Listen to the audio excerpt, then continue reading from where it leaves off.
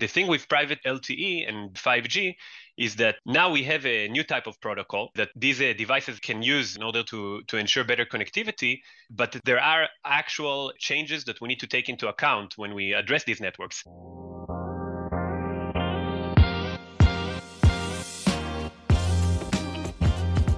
On this episode of Embedded Insiders, we're joined by Liren Ben-Horon, VP of Systems Engineering at OneLayer, to discuss the security vulnerabilities affecting devices connected through 5G and LTE in manufacturing environments, and how OneLayer, a company providing enterprise-grade security to private LTE and 5G networks, can help. Then, I'm highlighting the collaboration between Keegan, an eSIM technology provider, and EnergyWeb, a global nonprofit developing open-source solutions that leverage decentralized technologies to promote clean energy. Paul Bradley, Director of Strategy and Innovation at Keegan, and Janos Vlachos, Commercial Director of EMEA at EnergyWeb, discuss how their companies are working on an eSIM that will foster the transition toward decentralized digital power grids that support distributed energy resources. But first, Brandon and Rich share their opinions on the current state of chip manufacturing. Current export controls have been put in place by the Biden administration, prohibiting certain types of technologies and semiconductor manufacturing tools to be sold to China. Is this a further step towards strengthening the CHIPS Act? Hello and welcome to the Embedded Insiders. I'm Brandon Lewis, Editor-in-Chief of Embedded Computing Design, and I'm here with Rich Nass, who is the Executive Vice President and Brand Director for Embedded Computing Design. How you doing, Rich? I'm doing okay. It was a best of worlds, worst of worlds this week with the Mets and the Giants. Best of times and the worst of times. Yes, the Mets season ended with a resounding thud, and the Giants are awesome. That's the football Giants.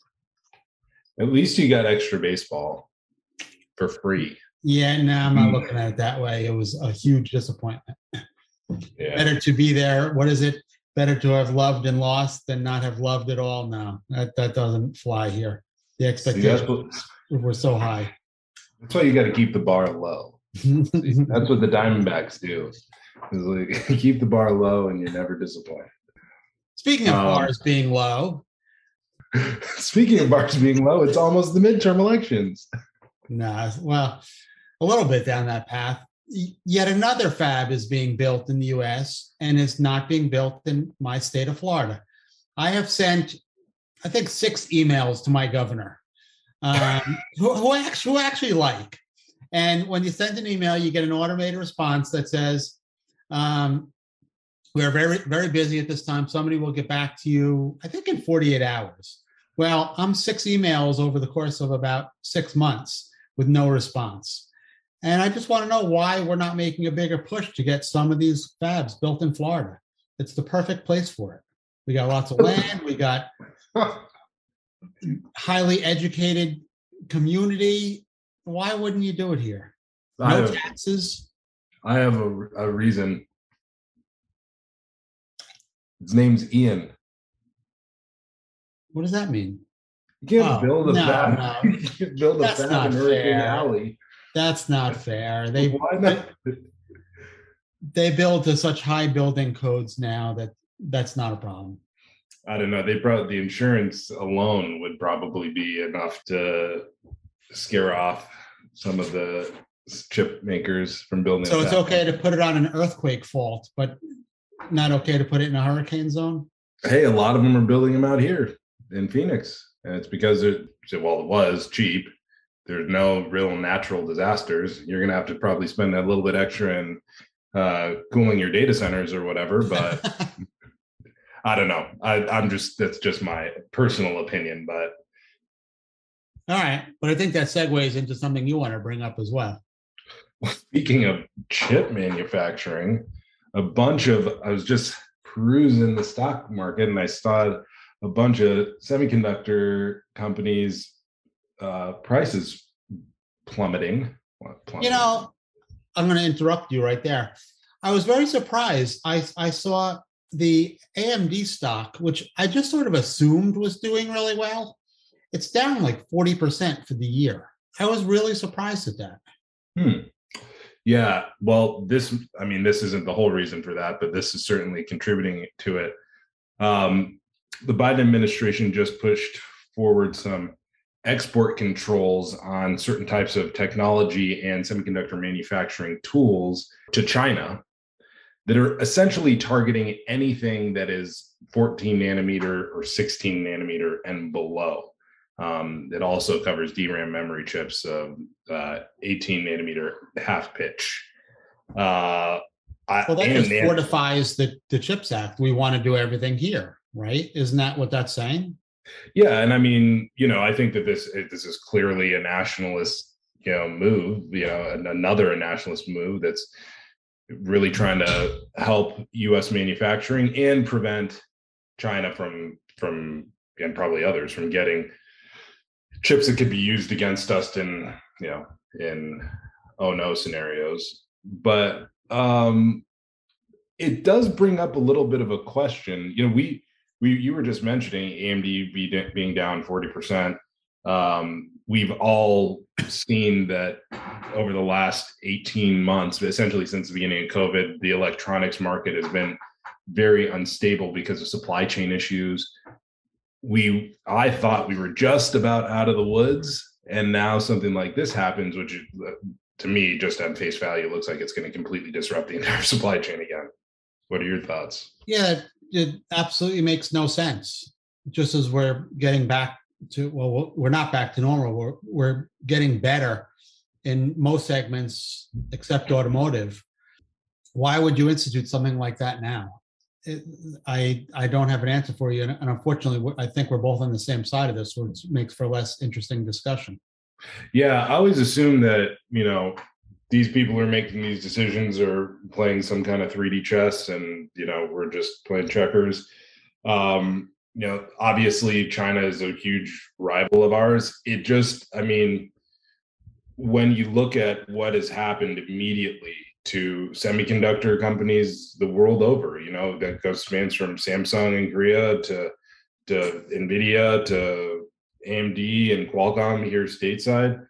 All of their stocks are down because, think about what the market is there for Chinese technology companies, and then what the ramifications or the repercussions are going to be of that type of politics. When we think about other types of electronic manufacturing, packaging, assembly, if China decides it wants to retaliate in a certain way, this could have a really big ripple effect throughout the industry that has been reeling from ripple effects for the last 2 years. But is that a sort of a retaliation back to China for what they're doing with Taiwan? That was the first thing that I thought is like, okay, well, if you want to play bully ball, then we'll just try and pull all your avenues, at least in the technology sphere. It always amazed me that a country like Taiwan, as small as they are physically, has such a stranglehold on the world through semiconductors. It's a pretty interesting way that we've formed them, where they're so important to the world semiconductors, which is like pretty much everything that is produced. Is Taiwan a country? Of course it is. That was a joke. Depends who you ask, I guess. Yeah, it really is crazy how significant they are. And speaking of great places to build a fab, even the Taiwanese think that Phoenix is a great place to build a fab. Based on what? They're building one here. Oh, really? Yeah, TSMC is building a fab out in North Phoenix. Interesting, but not in Florida. No, not in Florida. Maybe you should move here and then write your emails to our governor, and he'll probably happily respond. Now, VP of Systems Engineering at OneLayer, Liren Ben Horen, shares security best practices and security mechanisms designed to tackle threats and anomalies in order to secure cellular-connected manufacturing environments. Something to keep in mind is that as the manufacturing sector modernizes, we see that facilities are becoming increasingly reliant on IoT, right, and different connected devices. And the number of these devices, be it sensors, robots, automated machinery, it's constantly growing. And as a result, we have an increase in business productivity. We have better production of valuable data. We're saving on costs. And the thing is that the addition of so many devices in such a close physical proximity requires additional bandwidth, right? Because we have more needs for communication. And also, we need better latency than we used to before. And we need a higher number of connections. And when we look at standard IT networks, including Wi-Fi, for example, they are no longer sufficient on their own because there are so many endpoints that demand connectivity. And that's especially true when it comes to moving devices, remote devices, autonomous machines, things like that. So generally, this change creates different opportunities for attackers as well.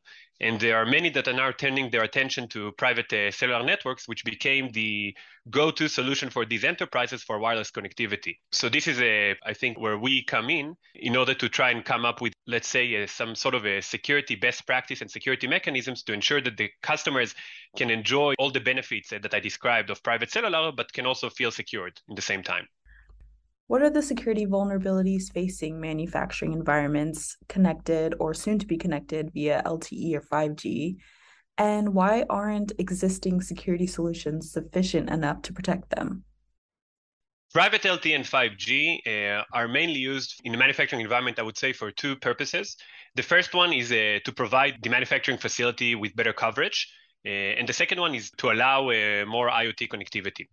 And when we look at IoT in general, I think that it's important to realize that IoT devices are more vulnerable by design. They have limited processing capabilities, and just generally speaking, they're not designed with security in mind because they want to maximize on cost reduction.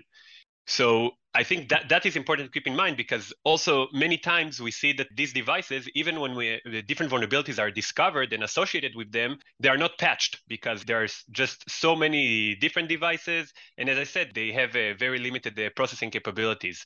The thing with private LTE and 5G is that now we have a new type of protocol that these devices can use, like I said earlier, in order to ensure better connectivity. But many different enterprises are not exactly familiar with what this protocol exactly entails, right? They're not familiar with cellular vulnerabilities. They don't know how exactly they affect IoT devices. So we have, on one hand, a lack of knowledge, a lack of expertise in the organization. Secondly, when we look at LTE and 5G against IP, it's a whole different technology. So not only do we lack the expertise, there are actual changes that we need to take into account when we address these networks. They have a different topology. The switching occurs in a different place. They have both a control plane and a user plane. So while IP traffic only has a data plane that has a metadata as part of it, in a cellular network, we also have a control plane that we need to address.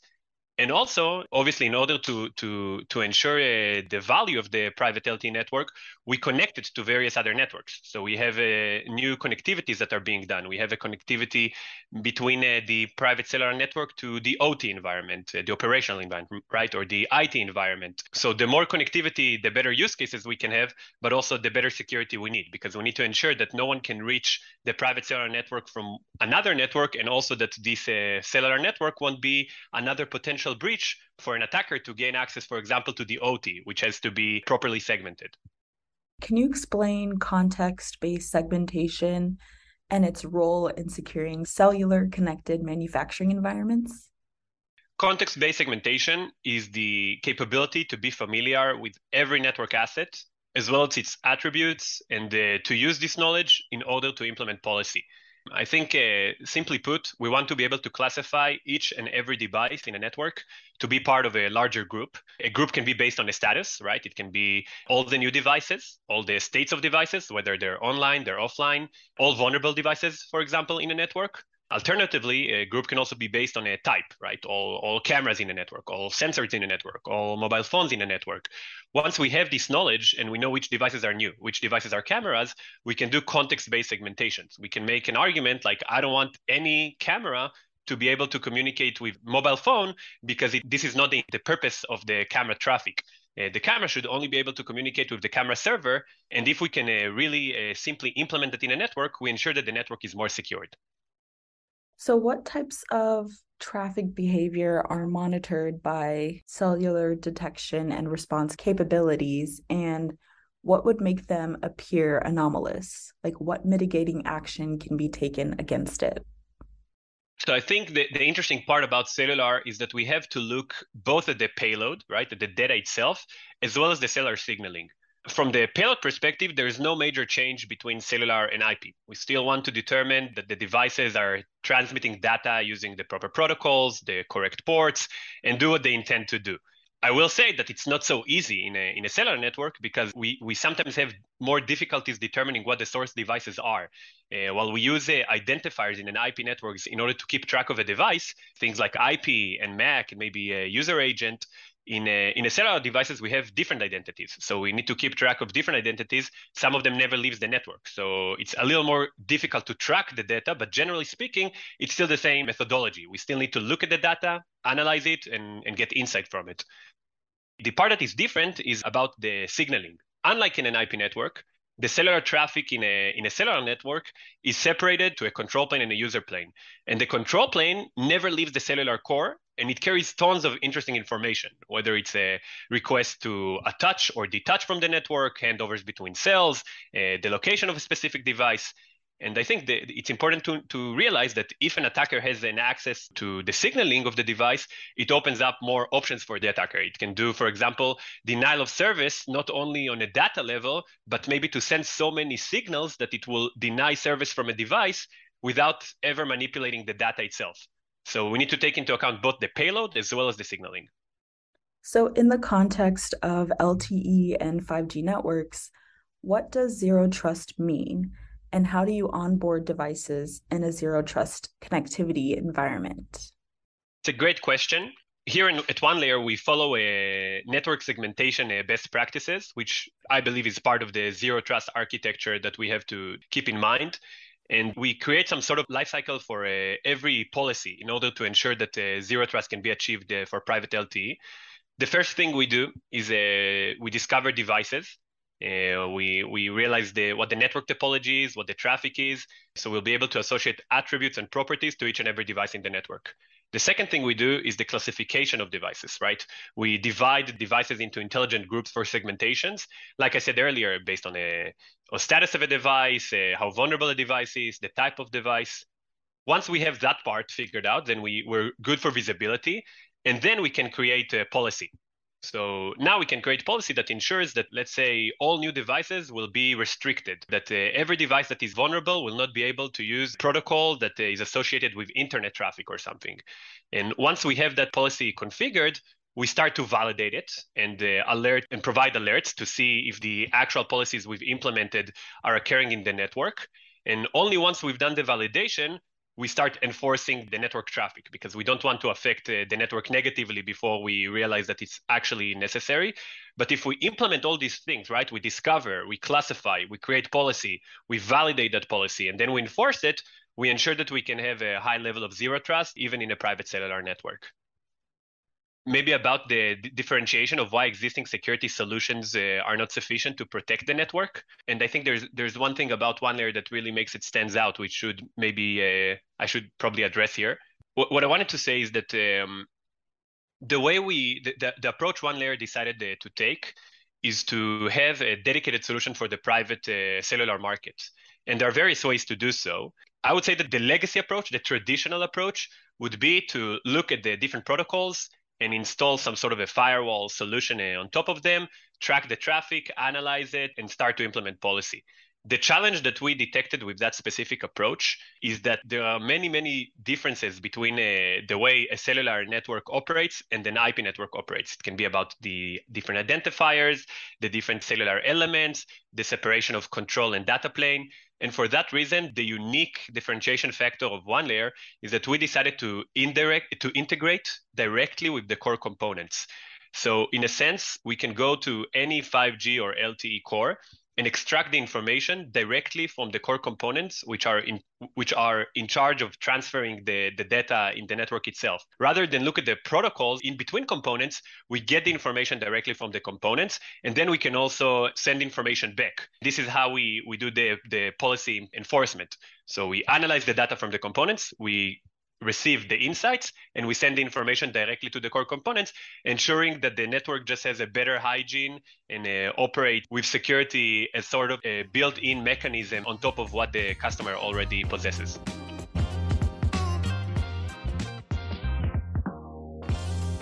Now, I'm calling attention to how eSIM technologies can be used in distributed renewable energy grids to deliver clean energy worldwide.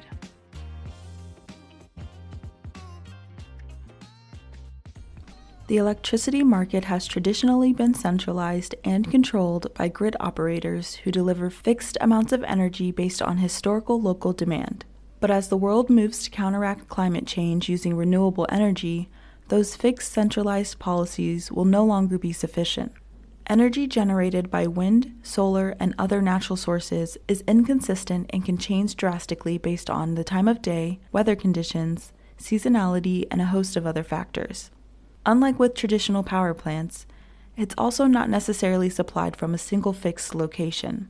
This has driven investment in decentralized digital power grids that support distributed energy resources, or DERs, that will eventually deliver clean energy to millions or billions of consumers worldwide. The power grid is already a distribution network, but in order for decentralized DER networks to be effective, it must become an IoT network. Grid operators must be able to dynamically calculate real-time energy demand straight from the source to ensure grids powered by renewable energy remain balanced and adequate power is always available to consumers. Energy endpoints like meters and inverters must therefore become direct participants in the energy market. And the shortest path to that is establishing them on much of the same infrastructure used by mobile networks today. The Energy Web Foundation is a global nonprofit invested in the creation of this new type of grid through the Energy Web Decentralized Operating System, or the EWDOS. It's an open-source software stack designed to help grid operators securely scale decentralized energy markets. The EWDOS is comprised of 3 layers of infrastructure, application, and trust technologies built on a public Ethereum-derived blockchain that allows utility system data and transactions to be authenticated as they are exchanged across the grid. But of course, you can't have trust without authentication, and you can't authenticate without secure identities. In order to help energy markets to become more decentralized, I think the biggest bottleneck is how you assign identities to assets that are connected to, like how you assign an identity, a digital identity that uniquely represents an asset, like to an EV or a smart meter or an inverter. Explains Janos Vlachos, Commercial Director of EMEA at EnergyWeb. When was the last time a technician from the power company looked over your wall to read your meter? It's probably been a while since most meters connect local data concentrators, usually mounted on telephone poles, that send reading information back to operators over mobile cellular networks. In a decentralized DER network, grid operators will need to provision and communicate directly with countless meters, inverters, batteries, and other assets on a one-to-one basis. Opening a secure channel between these endpoints and the network or cloud service requires individual device IDs and security credentials, which of course must be stored somewhere. This somewhere could be directly in device memory or in a discrete secure hardware element or trusted platform module. But the former isn't inherently secure, and the latter comes at a cost. And even if that cost is just a few additional pennies on the bill of materials, when spread across all devices on an energy distribution network, it can add millions of dollars to the bottom line very quickly. But there is another option for storing device IDs that's already present on many of these devices: a SIM card.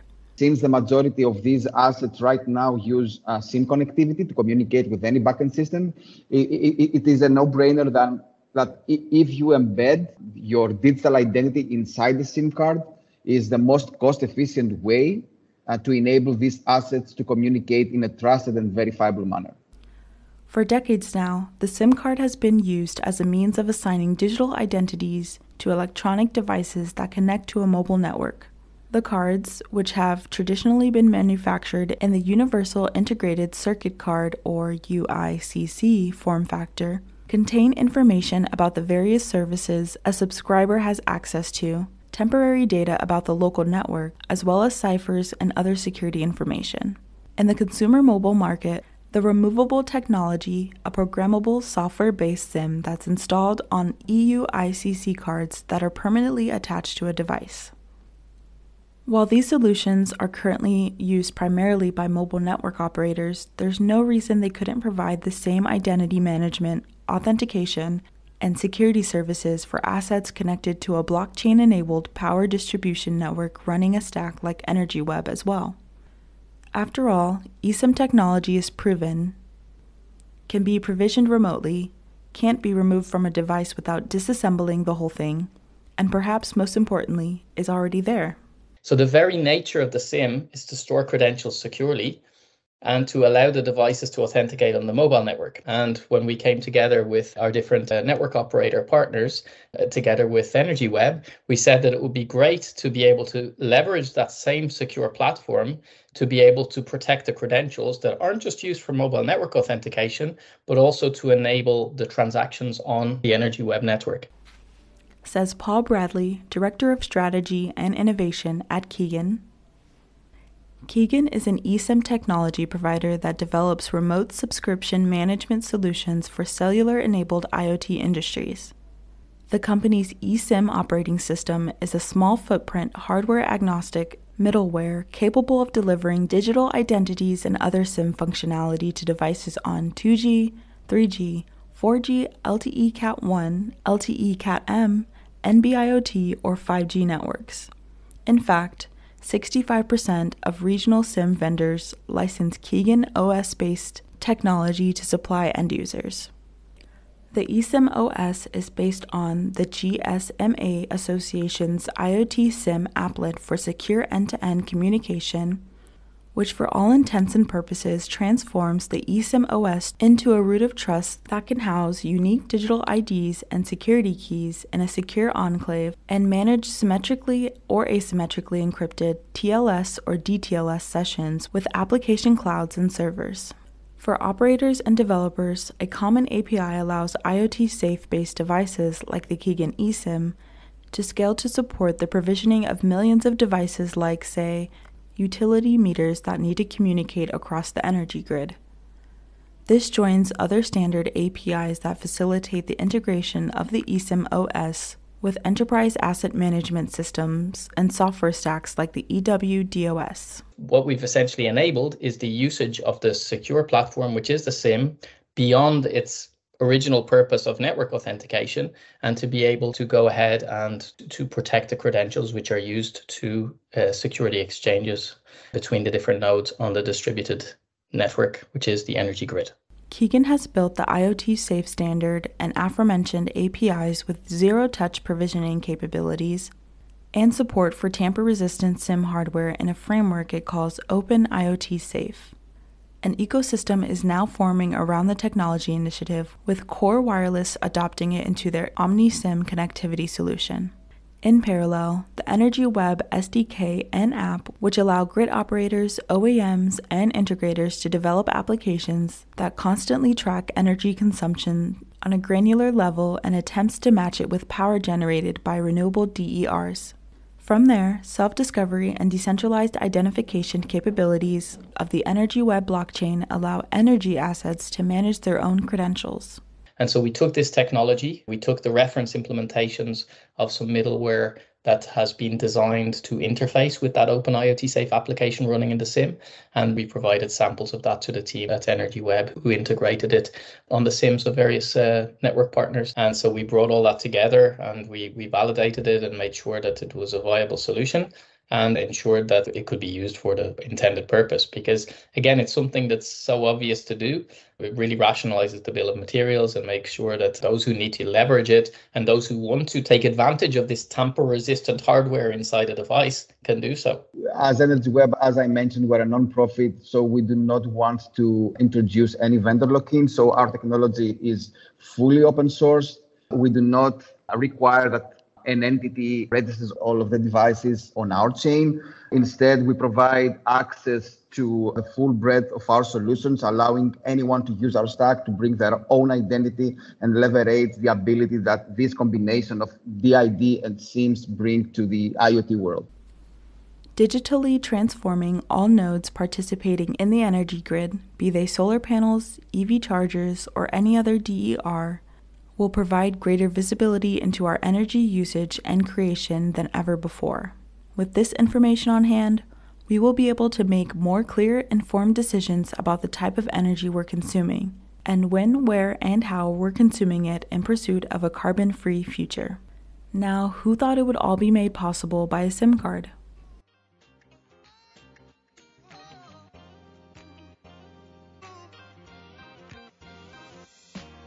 Thanks for listening to this edition of Embedded Insiders. For more daily news, videos, and podcasts, visit our website at embeddedcomputing.com.